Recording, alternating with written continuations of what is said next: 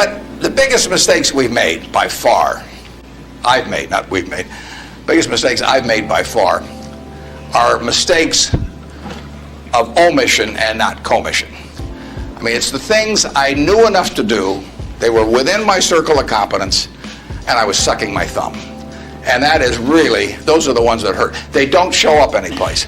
I probably cost Berkshire at least $5 billion, for example, by sucking my thumb 20 years ago or close to it when Fannie Mae was having some troubles, and we could have bought the whole company for practically nothing. And I don't worry about that if it's Microsoft because I don't know it. Microsoft isn't in my circle of competence. And so I don't have any reason to think I'm entitled to make money out of Microsoft or out of cocoa beans or whatever.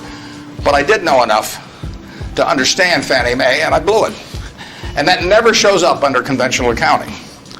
But I know the cost of it. I know. I passed it up. And those are the big, big mistakes. And I've had plenty of them. And unless I tell you about them in the annual report, and I resist the temptation sometimes, unless I tell you about them in the annual report, you're not going to know it because it doesn't show up under conventional accounting. But omission is way bigger than commission. There's big opportunities in life have to be seized. We don't do very many things, but when we get the chance to do something that's right and big, we've got to do it. And even to do it in a small scale is just as big a mistake almost as not doing it at all. I mean, you really gotta grab them when they come, and because you're not going to get 500 great opportunities.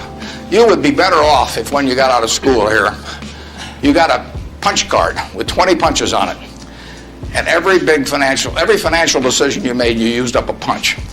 You'd get very rich because you'd think through very hard each one. I mean, you went to a cocktail party and somebody talked about a company you didn't even understand what they did or couldn't pronounce the name, but they made some money last week and another one like it.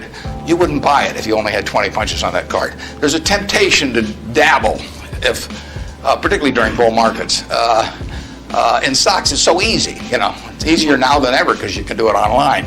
Just you click it in and maybe it goes up a point and you get excited about that and you buy another one the next day and so on.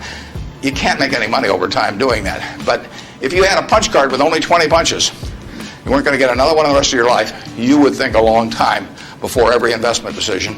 And you would make good ones and you'd make big ones. And you probably wouldn't even use all 20 punches in your lifetime, but you wouldn't need to.